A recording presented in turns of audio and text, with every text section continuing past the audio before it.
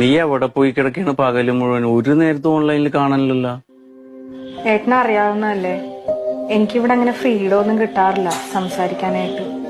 ഇപ്പൊ തന്നെ ഞാൻ ആരും കാണാണ്ട സംസാരിക്കണേ. എനിക്ക് ഫ്രീഡം ഉണ്ടായിട്ടാണ്.